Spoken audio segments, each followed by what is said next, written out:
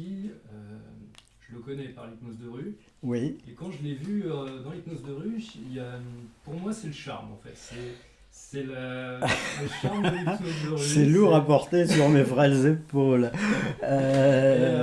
Oui, je sais pas, il y a un côté où j'ai envie de faire comme lui. Bon, d'accord, d'accord. Pour Bon, moi, écoute, c'est ça. je sais pas trop ce que je fais de spécial. Alors, si j'ai bien compris, je dois te parler de moi pour commencer, c'est ça? Voilà, si tu peux te présenter. Ok, bah, que te dire bah, je fais effectivement de l'hypnose de rue, puisque tu viens d'en parler.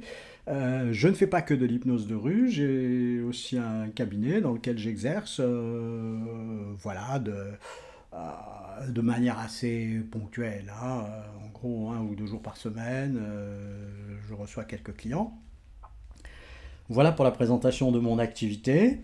Je peux ajouter aussi qu'avant de faire de l'hypnose, j'ai fait pas mal d'autres choses. J'ai fait pas mal de magnétisme.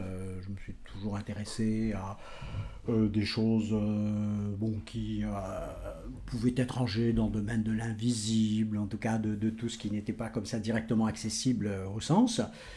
Et sur le tard, je me suis mis à l'hypnose pour compléter mes activités de conseil, par ailleurs activités que j'ai elle-même dans la suite d'une activité d'avocat, que j'ai elle-même dans la suite d'une activité de management chez IBM, etc. Voilà, donc c'est une très longue carrière professionnelle et qui m'amène aujourd'hui au domaine de l'hypnose que je fais plus par intérêt personnel, je dirais, que dans un but économique. D'accord. Et pourquoi tu es venu à l'hypnose plutôt qu'à autre chose? Alors, pourquoi l'hypnose? Bah, je dirais parce que j'avais à peu près tout fait sauf, sauf l'hypnose. Voilà, donc je voulais découvrir les possibilités de l'hypnose. Et puis je crois qu'il y a effectivement d'énormes possibilités qui sont ouvertes par l'hypnose. Moi, ma conception, c'est qu'en fait, il y a un très grand nombre d'hypnoses, et donc de ce fait, un très grand nombre de possibilités, un très grand nombre de manières de pratiquer l'hypnose. Et donc ça m'offrait, comment dire, la possibilité de faire différentes choses, notamment de l'hypnomagnétisme, mais pas que. Et comme s'agissant des états hypnotiques, il peut y avoir des états relativement légers ou au contraire des états extrêmement profonds. Et c'était aussi la volonté de retrouver certains états hallucinatoires que j'ai connus et que je ne retrouve plus, mais que j'ai trouvé très enrichissants sur le plan personnel et sur le plan de la compréhension, de la connaissance du monde et de l'interaction entre les individus eux-mêmes et les individus de l'univers. Enfin voilà, j'ai la certitude qu'il y a beaucoup de choses auxquelles on n'accède pas dans des états qui sont les états habituels. Et j'ai aussi la conviction permet d'aller plus loin, que l'hypnose, pardon, permet d'aller plus loin. Et voilà pourquoi je m'intéresse spécialement à l'hypnose. D'accord. Comment tu t'es formé? Alors, je me suis formé par différentes voies, manières. Bon, je me suis inscrit à différents organismes de formation. J'ai suivi notamment les cours de Psynaps, où là je dirais que j'ai à peu près suivi le catalogue complet, jusqu'à être maître praticien en hypnose ericksonienne. Je me suis aussi formé à l'hypnose de rue chez Street Hypnose. Je me suis aussi formé à l'hypnose de spectacle chez Hypnoteam. Je me suis formé aussi à l'hypnose intégrative dans une école qui a été fondée par Jérôme Edzeboglov. En fait, voilà, je fais un peu de tout. Et je dois dire que je me suis surtout formé par la pratique et par moi-même.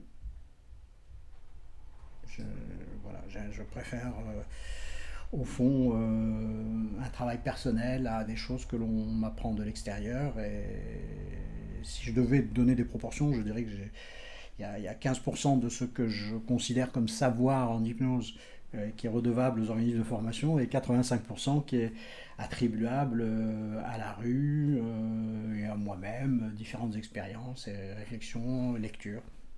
D'accord. Quelle est ta vision de l'hypnose en tant qu'hypnothérapeute?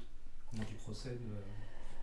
Alors, c'est une vision qui évolue en permanence, hein, c'est-à-dire que c'est pas une vision statique, donc la vision que je vais exprimer aujourd'hui, ce n'est pas celle que j'avais il y a un mois. Là, je suis en train voilà, d'écrire un article qui va, au fond, faire la synthèse de tout ce que je pense, et dans la perspective d'une utilisation de l'hypnose en entreprise. Bon, alors, bref, tout ça pour revenir à ma vision de l'hypnose. L'hypnose, je vois ça comme un état d'hyperfocalisation de l'attention. Et cette hyperfocalisation de l'attention, elle s'accompagne au fond de la libération de tout ce qui se trouve par ailleurs. Donc en quelque sorte, l'activité cérébrale, elle est focalisée sur quelque chose. Ça peut être un pendule, ça peut être un doigt, ça peut être un point, enfin ça peut être quoi que ce soit.